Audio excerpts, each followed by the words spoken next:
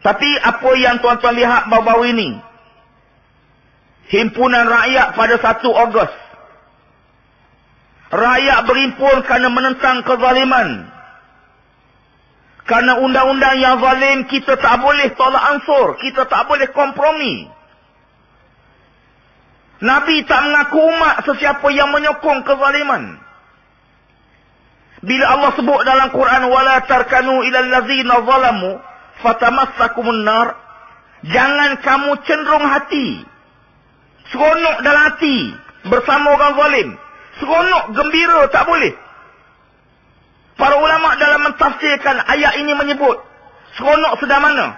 Dia kata seumpama kamu keluar pakai baju, bila kamu sampai di bandar, tiba-tiba baju kamu sama dengan baju yang dipakai oleh orang zalim. Hendaklah kamu balik tukar baju lain.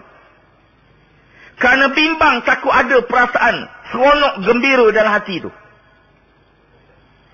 Dalam hadis lain Nabi beri amaran, man masya ma'a zalimin liyu'inahu wa huwa ya'lamu annahu zalimun faqad kharaja minal Islam. Rawah Ahmad wa Tabrani.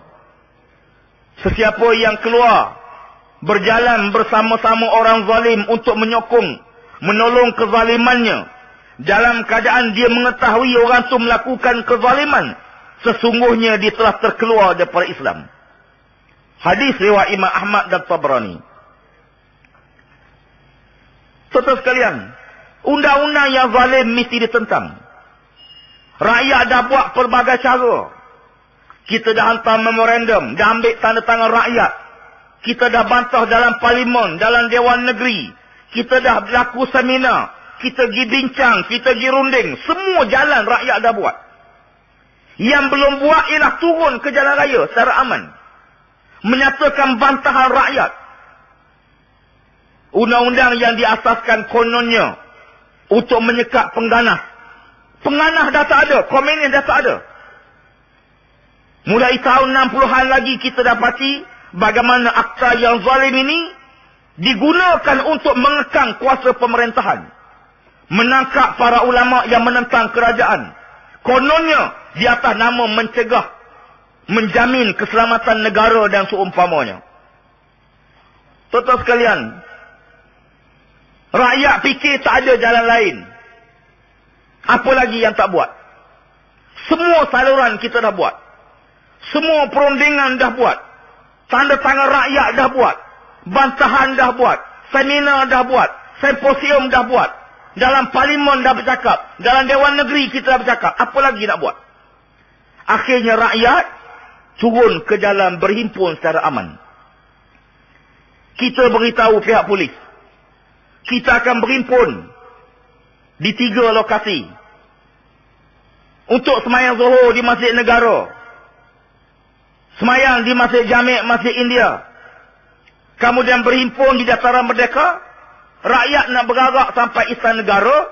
Serah memorandum. Kita pun baca doa penutup. Lalu kita berpisah. Perhimpunan aman. Tuan-tuan cuba saksikan, cuba banding. Perhimpunan baru-baru ini berbanding demonstrasi di luar negara. Kalau di luar negara, berapa banyak kedai yang musnah. Berapa banyak cermin yang pecah. Kereta yang kena bakar. Bas yang diterbalikkan. Baru ni kita berjalan secara aman. Tak ada apa. Nak turun, kita baca doa. Petugas-petugas juri amal, kita minta jaga. Bukan jaga pimpinan saja. Jaga. Mereka yang datang berkumpul, jangan buat provokasi. Perarakan tersebut berjalan secara aman. Pihak polis patutnya menjaga, bukan mencetuskan suasana gawat. Tiba-tiba mereka dikejar. Pagi-pagi lagi mereka ditangkap. Siapa yang pakai baju hitam ditangkap.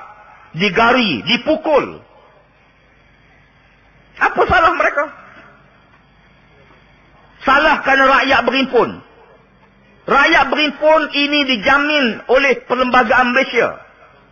Hak asasi manusia, peruntukan perlembagaan menjamin rakyat boleh berhimpun secara aman.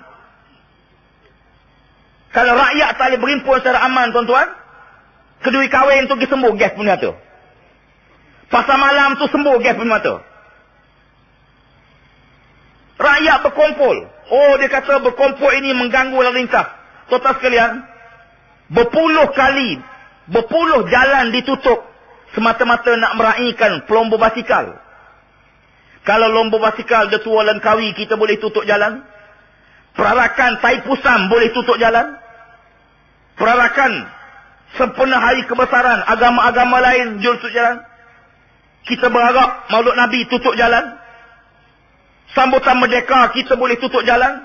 Kalau nak kata beberapa jalan ditutup menyebabkan terganggu lalu lintas, kita harus beritahu rakyat.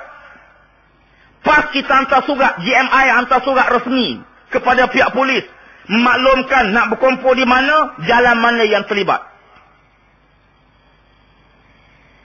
Sebenarnya himpunan tersebut, kalau sekiranya tidak ditembak dengan gas pemedih mata, tak ada apa tuan-tuan. Paling lama sejam selesai. Tapi bila nak lalu sini pun tak boleh, kok kiri pun tak boleh, ke depan pun tak boleh, mereka tembak gas pemedih mata, mereka kejar, mereka tangkap. Memang suasana jadi haru biru. Suasana jadi gawat. Tak usah kata himpunan macam tu, pekan sehari tuan-tuan tembak gas. Kata berterabur semua. Ya. Cuba majlis perkahwinan tembak gas mata. Tak tahu pengantin lelaki mana, pengantin perempuan mana. Pasal malam, kalau kita tembak, memanglah. Kecoh itu bukan disebabkan peserta. Ya. Yang pelik binyak air ajaib kali ni, ada 10 orang peniaga, kata dia rugi 10 juta. Tuan-tuan nak tipu pun biar logik. Kononnya ada persatuan ini, dia mewakili 1000 peniaga Kak Coket, mengatakan bahawa kami rugi 10 juta. Jadi saya minta lembaga hasil dalam negeri, pastikan peniaga ni, dia buat laporan betul, berapa sebenar cukai pendapatan yang dibayar kepada lembaga hasil dalam negeri. Sebab dia pendapatan dia 10 juta dalam masa 2 jam tu. Maiden kata dia rugi 300,000 dalam masa 2 jam. Mana kalau satu hari dia dapat 1.3 juta. Oh, minta. Besok dia akan buka kaunter. Bagi mana-mana peniaga yang nak buat tuntutan, sila daftar untuk buat tuntutan. Saya mengalu-ngalukan, sila. Tuan-tuan sekalian, kalau kita berniaga, orang ramai datang, lagi seronok. Dan kita dalam temu buah dengan berapa peniaga. Peniaga seronok, gembira, orang ramai datang, barang dia laku. Yang suruh tutup, polis. Polis dipukul, tutup. Polis suruh tutup kedai. Kemudian mereka tembak gas, memang kena tutup. Jadi kalau nak minta ganti rugi, sila tuntut ganti rugi kepada Kementerian Dalam Negeri. Tuntut ganti rugi dengan FRU yang tembak tu. Kerana tembakan mereka lah menyebabkan berlaku kegawatan. Kedai tak tutup disebabkan orang ramai. Tutup apa? Orang ramai berimpun, lagi bagus kedai dibuka. Yang kedai kena tutup bila boleh tembak gas pemedih mata. Saya bersama dengan Presiden, kebetulan di belakang. Tuan-tuan bayangkan, hari itu Presiden pas Tuan Guru Haji Hadi seorang yang pakai baju putih, pakai jubah putih. Orang lain semua pakai baju hitam. Dia nampak Tuan Guru. Dia boleh tembak direct pada Tuan Guru. Ya. Tuan-tuan bayangkan air pancutan pertama betul-betul jatuh atas tubuh Tuan Guru. Akan dia tak fikir. Yang kamu tembak ni siapa? Kita bukan nak buat huru-hara. Kita bukan nak melakukan provokasi. Yang rakyat nak tuntut, hapuskan ISA. Perjuangan kita untuk rakyat seluruhnya. Akta zalim ni mesti dihapuskan. Tuan-tuan sekalian, hari itu kita tengok bagaimana tindakan polis yang sangat melampau batas. Ya. Majlis dah bersurai, tembak lagi depan pejabat PAS. Apa nak jadi? Dan wartawan luar negara yang membuat liputan demonstrasi baru ni merasa sangat kecewa. Sebab dia melihat bagaimana tindakan polis FRU di Malaysia jauh daripada mengikut peraturan yang sepatutnya dibuat oleh anggota pasukan keselamatan. Di luar negara demonstrasi biasa, tuan-tuan. Tuan-tuan tengok di Thailand. Berbulan demonstrasi, polis tengok je. Selagi mana berjalan secara aman, tertib, tak ada apa. Mereka bentang tika, duduk depan lapangan terbang sampai akhirnya kerajaan, menteri-permenteri jatuh, turun daripada kepimpinan. Ya. Makanan dia beri makan, duduk situ, tidur situ. Sampai lapangan terbang sepatu tutup. Polis tak ada apa, tengok ya. Pasal apa tengok? Sebab peranan polis menjaga keamanan, menjaga keselamatan. Dia tak boleh menyebelahi mana-mana pihak. Tapi baru-baru ini tuan-tuan tengok, seolah-olah apa yang dibuat oleh rakyat itu sebagai lambang mencetuskan kegawasan. Padahal rakyat berkumpul, aman. Sampai ke hari ini tuan-tuan, kita tak menerima satu laporan pun ada kedai yang kena curi. Kita tak terima laporan ada cermin yang pecah dipukul oleh mereka yang buat demonstrasi. Sampai ke hari ini kita tak terima laporan ada pasu bunga pecah. Ada cermin pecah. Ada kereta yang dipecah cermin. Tak ada. Maknanya perhimpunan itu berjalan secara baik, secara aman. Lebih teruk lagi, pukul 4 pagi, pukul 5 pagi, tangkap dah. Ya. Pasal apa tangkap?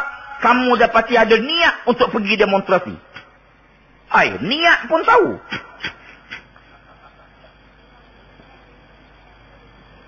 Ya. Jadi kalau kita lihat tuan sekalian, alhamdulillah kita bagi pihak PAS dan Pakatan Rakyat kita sedia 60 orang pengguam.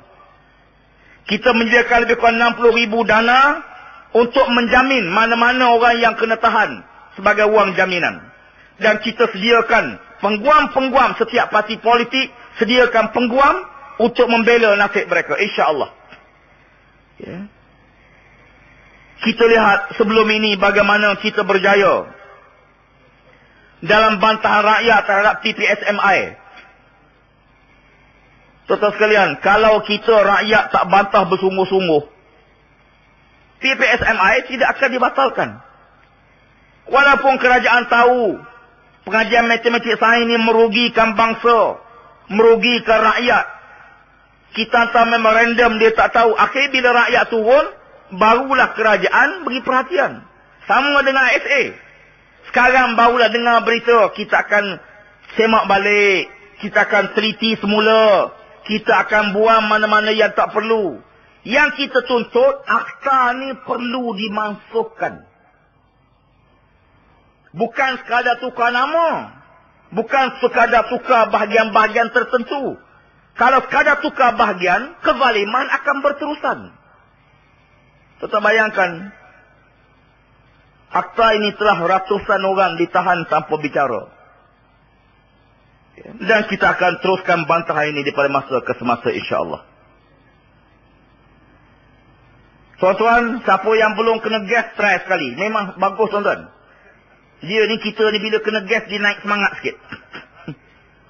Jadi siapa-siapa yang tak kena gas tu rugi, tuan-tuan. Bukan mudah nak kena gas, tuan-tuan.